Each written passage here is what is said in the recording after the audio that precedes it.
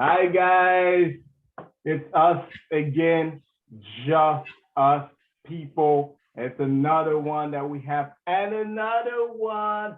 Thank you so much for pressing play. She's got a big smile on her face when I say, and another I one. like when you do that. Thank you so much for whoever is pressing play on this video right here. We appreciate you for being here. Again, let me repeat and reintroduce not only myself, but this channel.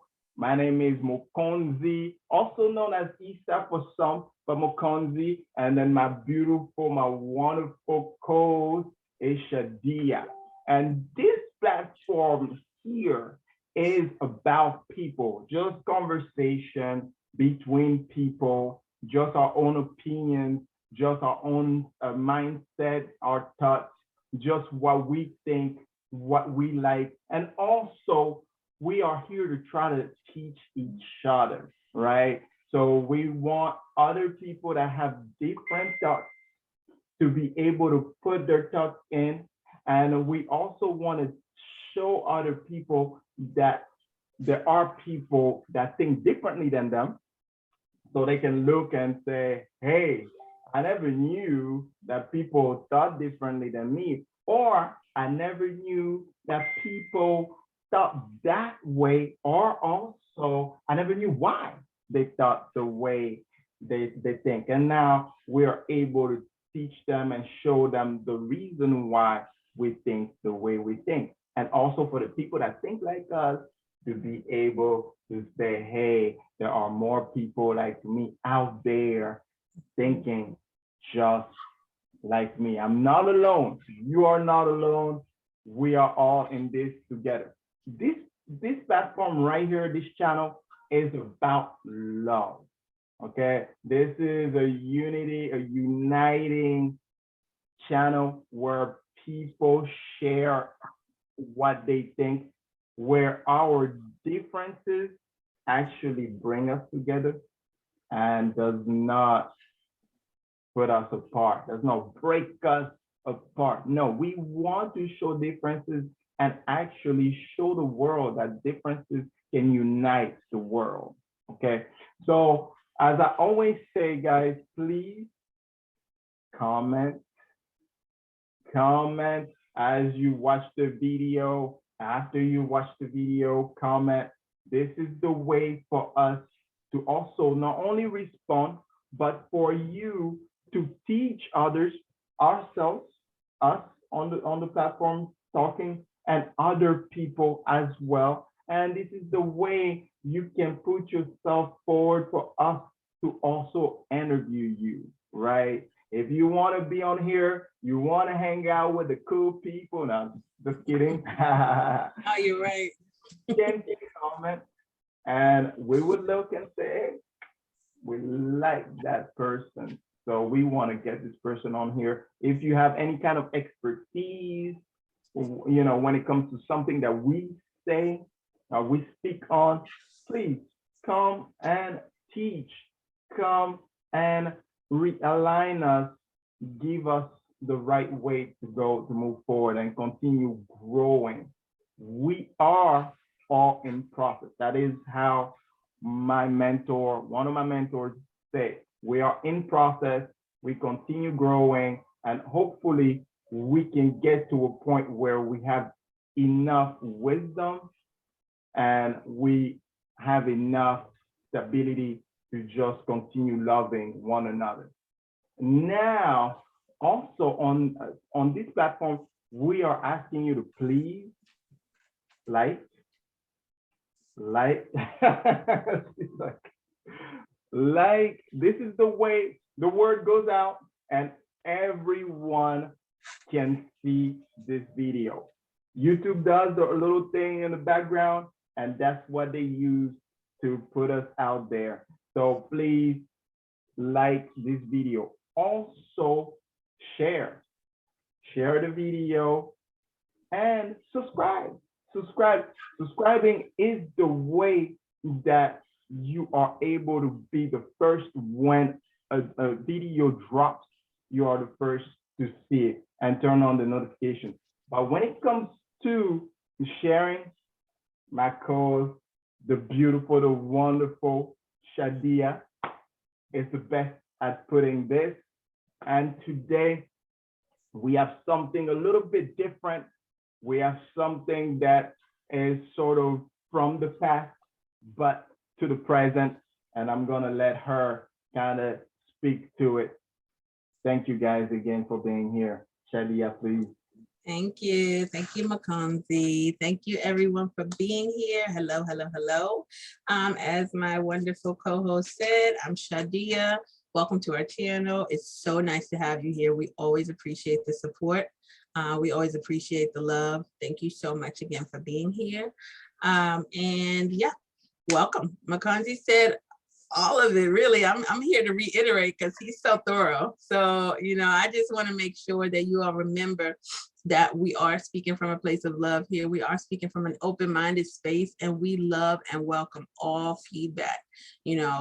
Obviously we like everyone to remain respectful, but share openly, please. Also, remember to click that like button. Like he said, that background stuff, it feeds off of things like that. Liking, comments, and make sure you share the videos. Sharing is a way to kind of spread the word without you having to do much of anything. You can share it on various platforms. We have a page on Instagram. We have a page on Facebook. You can share that way. You can share on YouTube. So just share our videos, please. And as always, click that subscribe button so that you can be a member of the Just Us People community. And if you turn on notifications, you'll be the first to know when we drop something new. So thanks so much for being here. And again, reiterating what Makonzi said, today we got something a little different. We switched it up for you. And Makonzi is going to be sitting down with Calvin, and they're going to be having a discussion. And I want you guys to really get into it, enjoy it, and let's dive in together. We're here for all the comments, all the feedback. We're here for open conversation, and we're here for people who may also want to come on as guests and talk to us, share with us, and just, dialogue with us. We like that. We're here for it all. So thanks again for being here, and enjoy today's video. All right, guys, enjoy. We'll see you guys on the next one. Why has the system been made so hard for people to vote? If the system is so focused on equality or opportunity or freedom, why is it so hard? From moving the voting from the weekend to having it during the week, and to having companies say no, on vote day, we're not going to give you a day off or the next day off as well. You either choose to vote or you choose your job. So it's like, why is voting, which is like one of the fundamental rights, not made much easier, where they say, okay, this entire week, whenever you have time for 7 days, just stop by a booth, show your ID and your maybe your prints and stuff, do your prints there and whatever to make sure it's you, and then you go in, you vote, and then you're on your way, you jump in your car and go grocery shopping or go back to work or go whatever. And it's so open for 7 days that even if you walk in and you see a super crazy line, you're like, okay, you know what, I'm not gonna come back. Or you talk to the clerks that are there and say, okay, what time usually have you seen? Oh, I come around this time usually, it'd be cool. And why isn't it that easy? Why is it such so hard? It's interesting that you say that, because I guess I had a different perspective about it. It's interesting to hear you say that stuff, and I think about, oh, maybe it isn't as easy as I thought. Because I used to think, I mean, I truly do think that voting is not hard. Um, I think that some people, honestly, in my opinion, just choose not to, or they're the people that, and I've had these conversations with people in so many classes over the years, where they say like, my vote doesn't count, so I don't. Or there are some that are just like, I'm not educated enough to make the vote, so I'm not going to do it. And I'm like, okay. Or there's a person that says, oh, I totally forgot, right? Or like you're saying, is the whole work thing, right? Yeah. So I guess you try to plan as best as you can, and I don't know. I mean, you're gonna get sick, so if you have no sick days, you can't use them. If you have no vacation days, Yeah. that right certainly could happen. But the thing about you said about the one day, that I think that On the you could weekend. I don't know if you you knew that, but another yeah elder you was could telling me it used to be on Sundays where even churches and all these places were taking people to vote. yeah you could make it easier by changing the day for sure. Or what, like you said, is having it over a few day period. You know that California does that. Did you know that?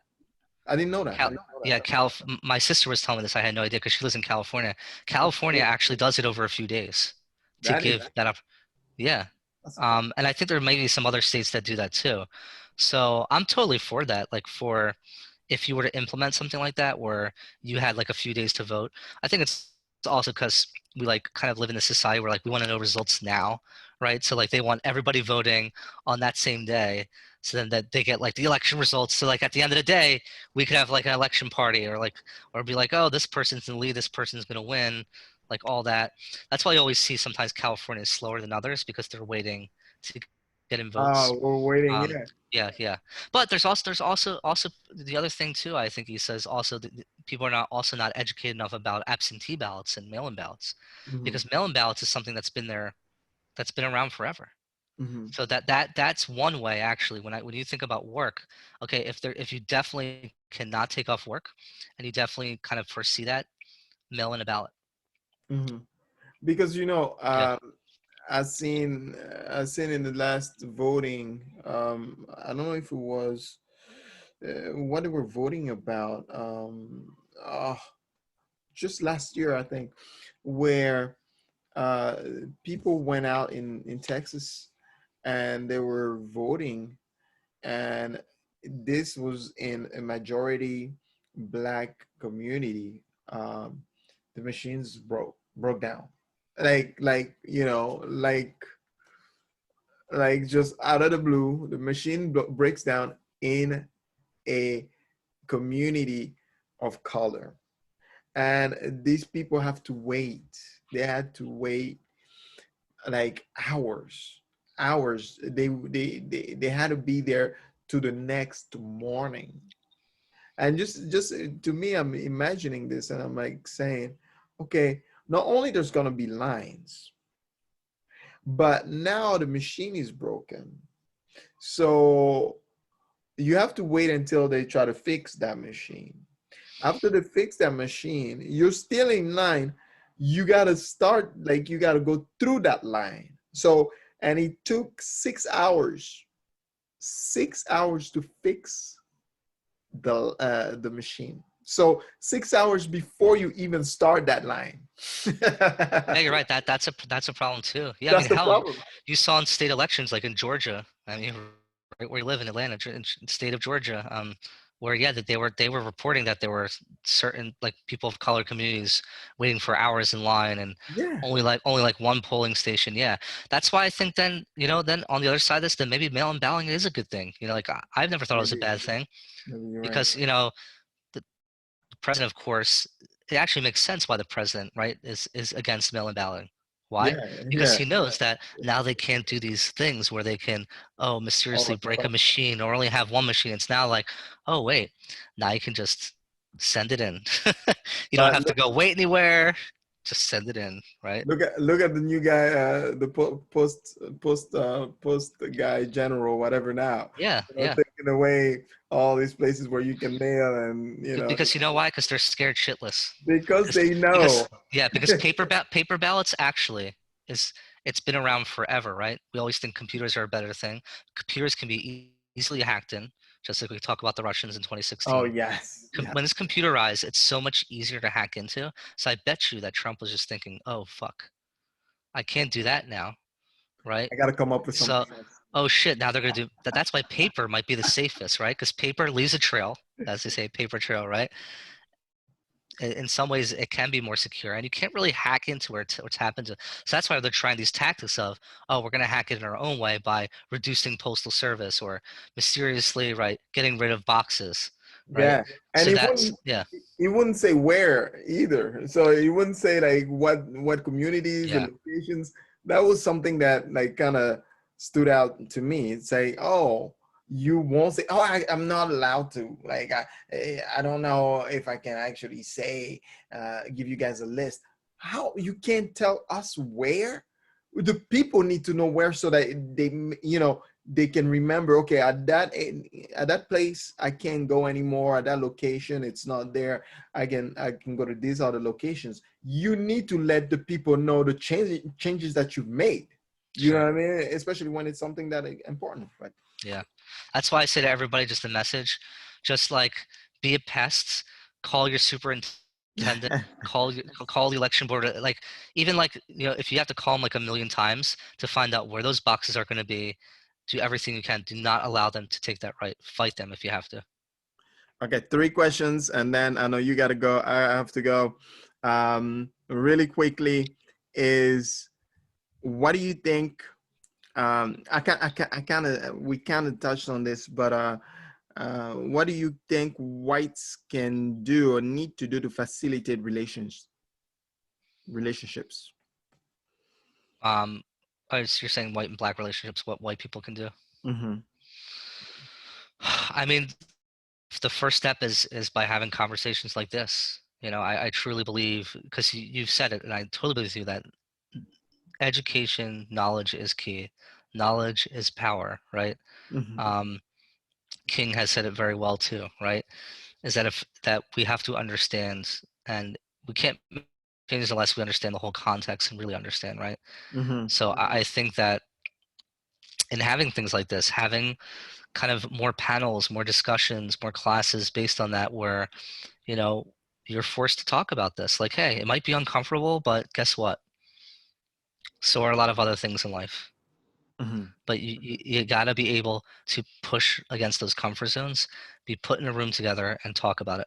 Okay. Mm-hmm. And even, and not to lie about it. That's the thing, is the honesty. I think that some people, Honesty. well, you have a lot of most Trump supporters are like, kind of like, they're just like insane, right? That, like, they don't care about what they say, right? But then there are people who, yeah, they are racist and they're kind of really embarrassed about it. That doesn't excuse them from anything. But then you got to talk about it, right? Because they're afraid that, oh, I'm going to be pushed. Well, yeah, because you are, of course, and you should be pushed back against because you have these ideologies. But why don't you talk about them, right?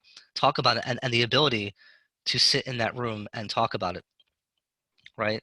Because yeah, there's fear of violence and things like that, but if we can get in a room that's kind of like a room that's of comfort, knowing that, okay, like, we're here to talk about this, let's just like be honest with each other. I had a class like that actually in Temple.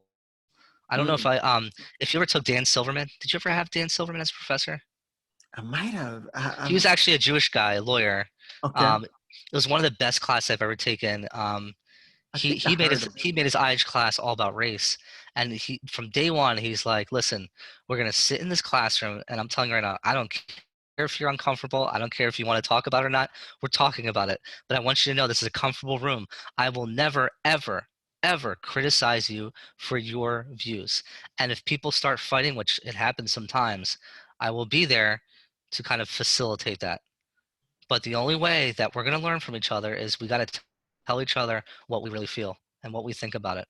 And it got heated. I remember there were, our classes were actually pretty diverse. I mean, it was almost half black, half white. And I remember like these conversations of like white kids with black kids, like like saying stuff like, "Oh, like, I don't believe in affirmative action," and they would get pissed off. And then he would come in and be like, "Well, let's look at the history of it and why, and try to understand." And just, he really built a community.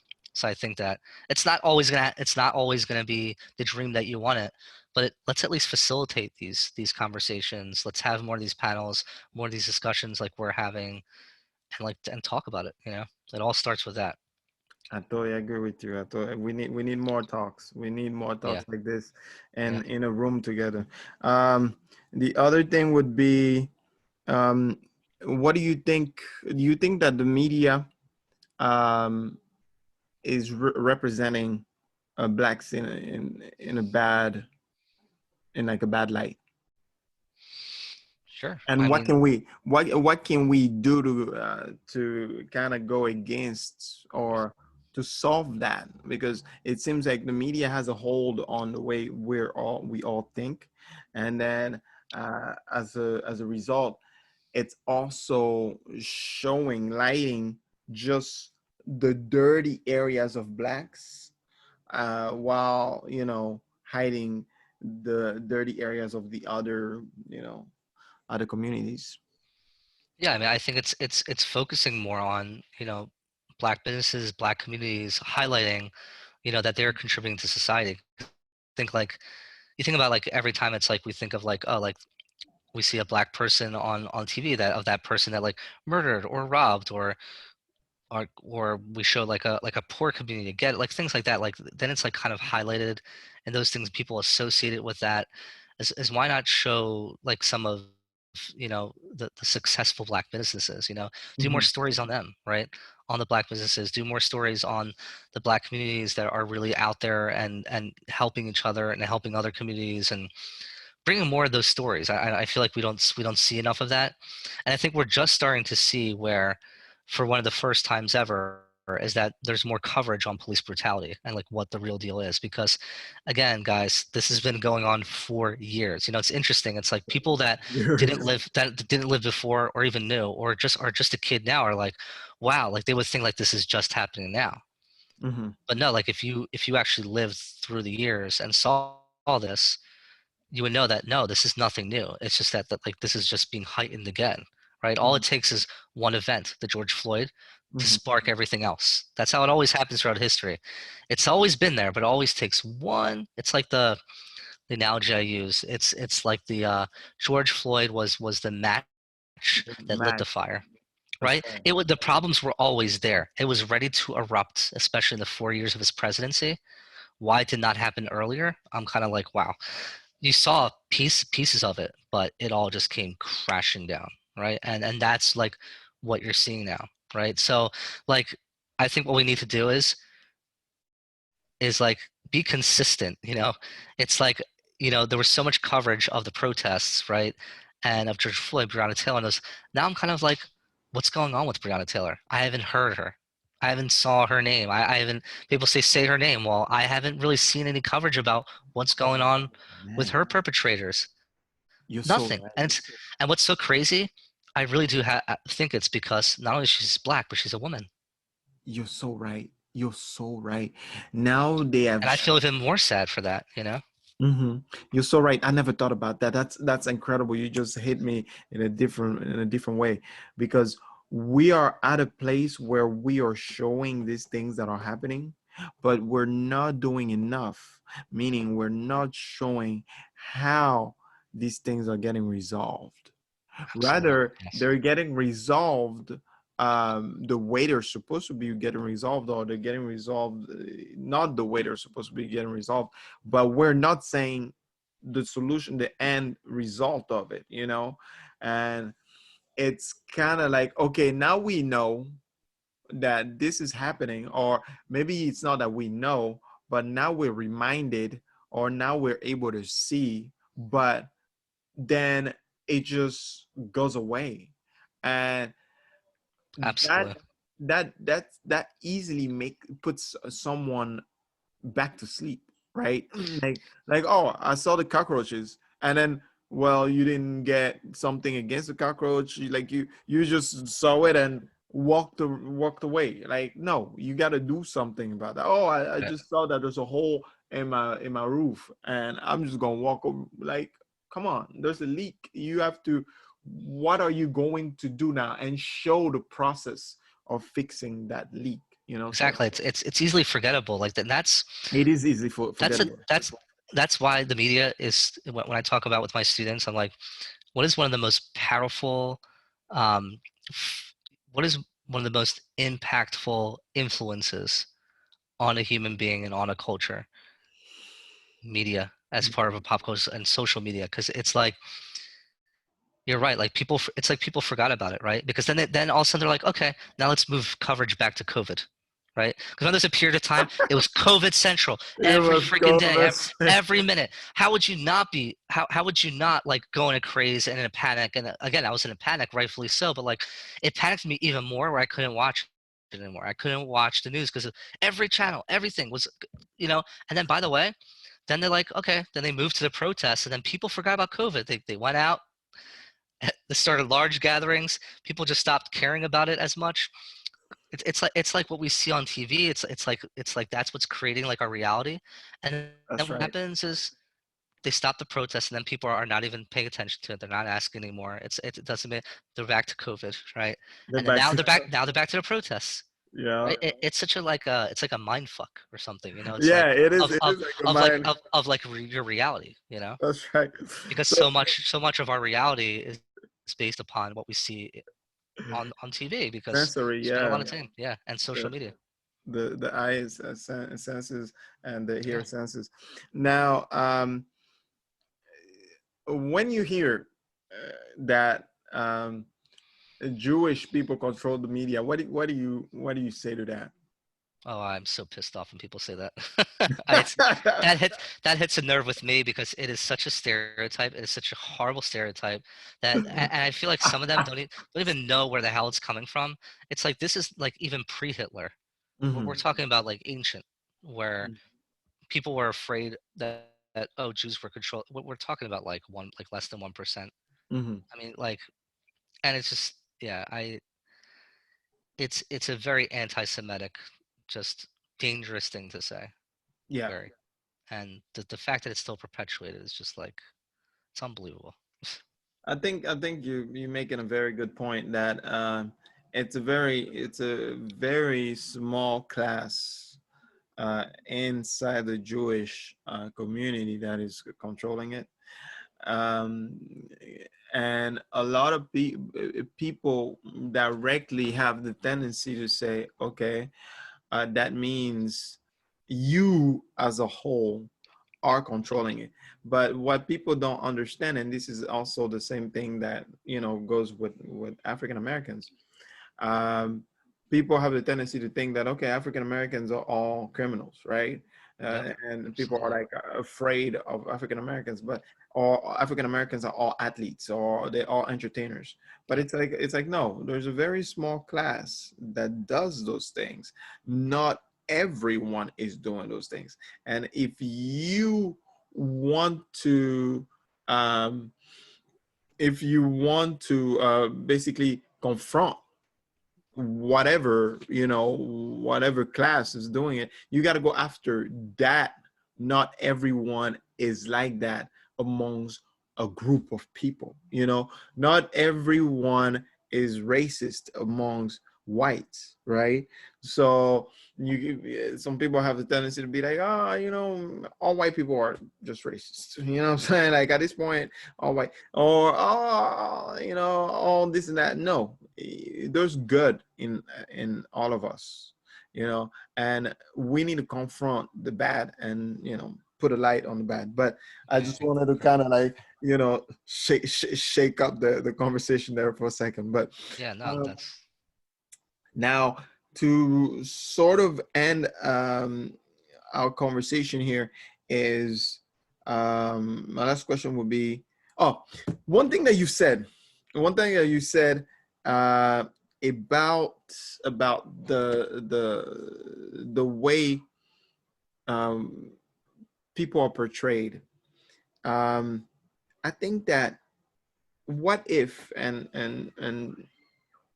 talk on this.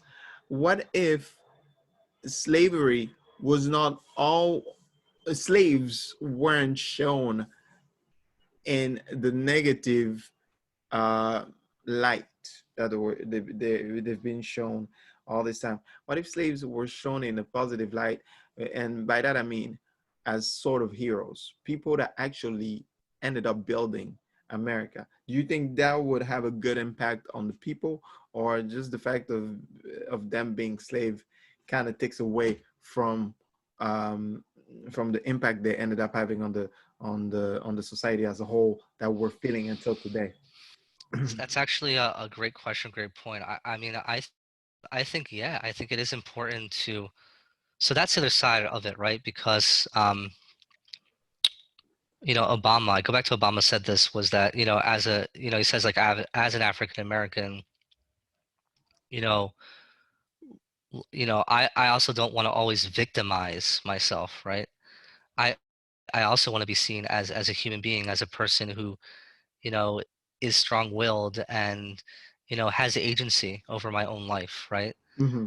That I shouldn't be defined by that, right? And I think, yeah, for sure. Like I think that it would humanize slaves more, for sure, because it's one thing like where you want to show people, of course, the bad side. And then, it's interesting because I've talked to a few Holocaust survivors about this. I remember one saying is that like, I'm sick of like people pitying us like all the time, like as in like, and it's fine to like you should feel bad for like what happened, but at the same time, it's also like I wasn't like some person who didn't have any control over myself, right? Like, Mm-hmm. like I have agency too, right? And I have a voice too, right? And I should be humanized as well, you Mm-hmm. know. And I think that, yeah, like talking about the stories of like even like Frederick Douglass, like the positive stories of what he was able to do as a slave. I think actually even humanizes that experience more, right? To show that they're not just these like, I guess, just like helpless beings, Mm-hmm. but that like they also like they were human too, and they tried to fight and they had agency over their lives in some respects, right? And in any kind of way they could. And Yeah. they made differences. And yes, because the way I look at it too is, for the younger generation.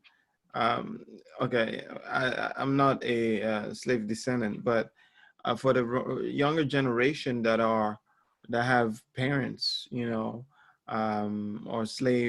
uh, slaves in their lineage, it's eh, seeing that image, you know, uh, being repeated, right? Of how they were abused, how they were nothing, how they were below, how they were, powerless. And you are a kid, growing up and seeing that. It's I can only imagine, like, okay, that means, because you said your grandparent, right? Like the way when he talked to you, like you started feeling it, right?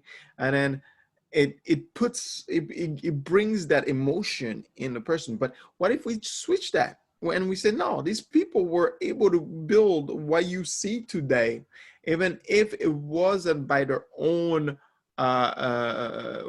wanting, right, by their own agreement that, okay, we want to do this. But at the end of the day, what they did is has allowed this to happen, right?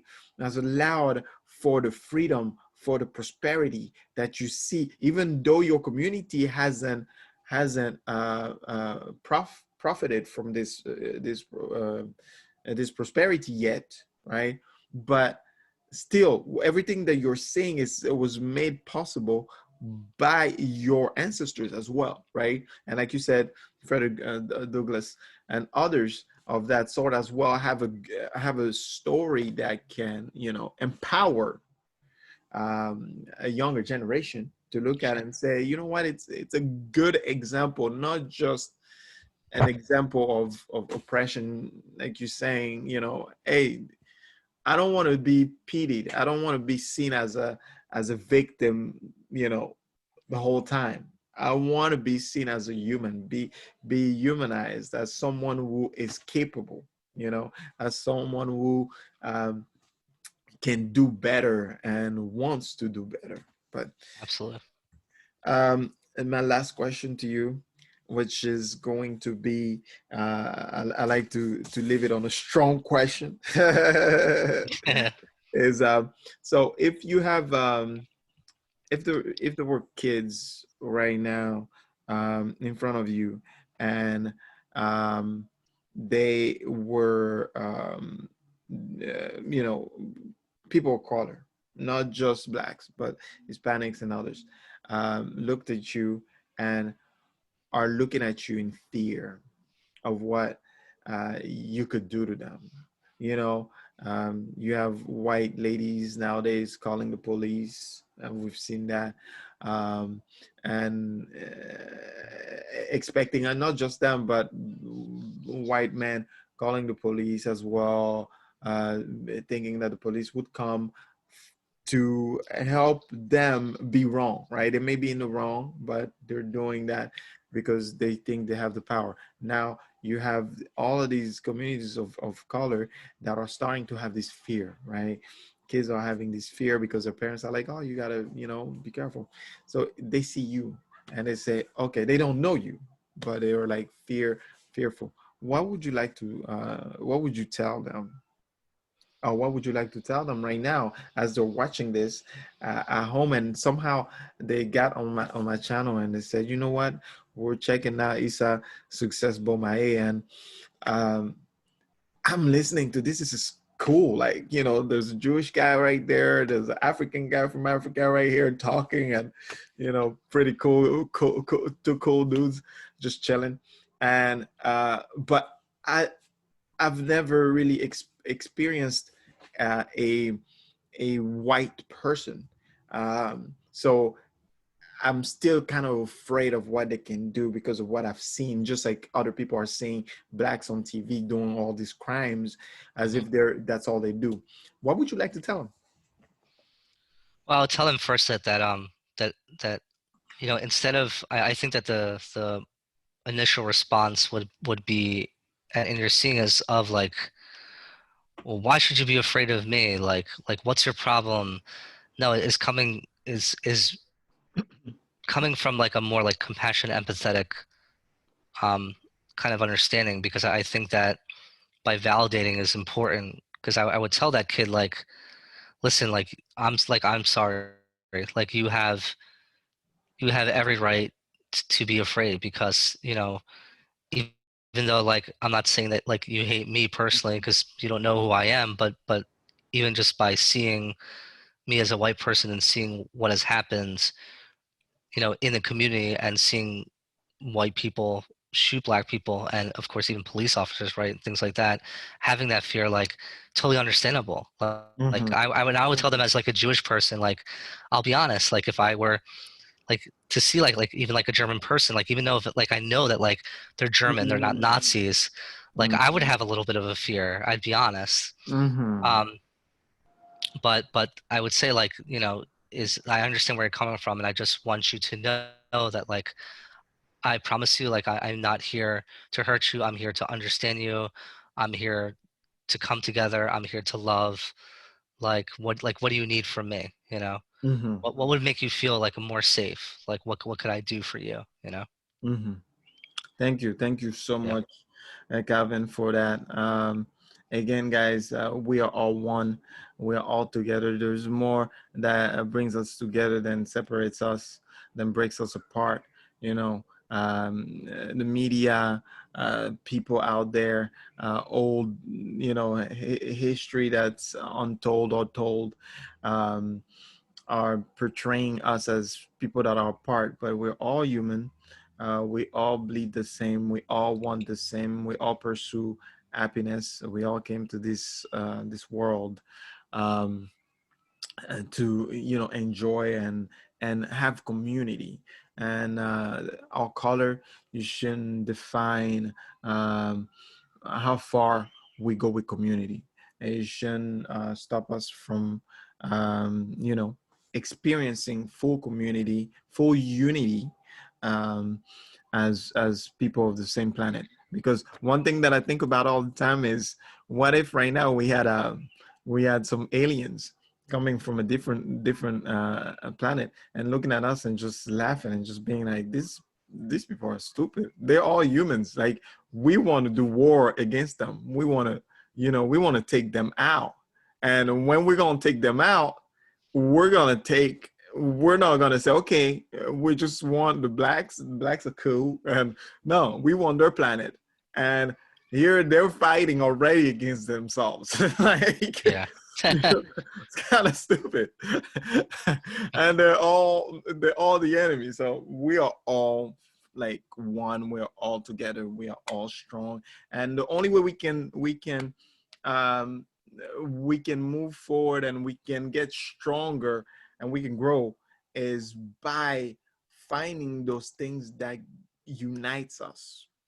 So thank you so much, my brother Calvin, my Thank you, dear, brother. dear friend. I mean, we touched on a lot of things. There's a lot more, but you gotta go. I have to go. We all love you out there. And as I always do at the end of every single one of my shows, is my brother, I want to ask, I want to actually forgive you and your ancestors from everything that may have happened, um, as a direct um, as a direct um, as a direct action that made things the way things are right now. I think that by doing this and by people seeing this spiritually, mentally, physically, emotionally, um, it's something that helps all of us grow. Well, thank you, son. This was amazing. I really enjoyed talking to you, um, and just connecting. You know, you really Yes. truly are Yeah. a great friend. I'm kind of like I wish we didn't lose touch like this for so long, but let's keep this an ongoing conversation. This is important, and I really love talking about this. And you made me feel really comfortable about this. So great job. Um, Appreciate it. yeah, this is an awesome guy, everybody. All right. Thank He's you. a good dude, just so you all know. He really wants unity. He doesn't want to divide, and he really understands from all perspectives. Thank you. Thank you so much, Yeah, Calvin. And again, please let us know again how to find your wife. If there's anything you want people to reach out to you yourself, maybe you can also let us know how to reach you. But again, tell us about your wife so that of people that may course. not look, Yeah, look. she's Caitlin'sCouch.com. That's her website. CaitlinScouch. Caitlin'sCouch.com. So you could find all her stuff there. She's awesome too.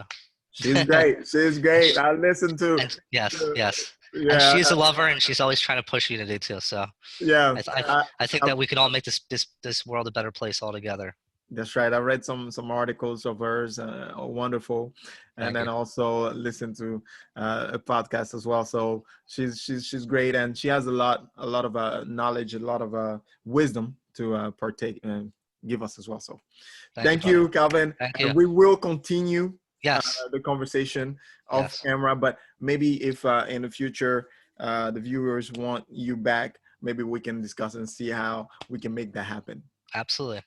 Thank you so much, my Thank you, brother. brother. Let's catch up soon again. Enjoy your day. Thank you. All We right, you will. too. Bye bye. Bye bye.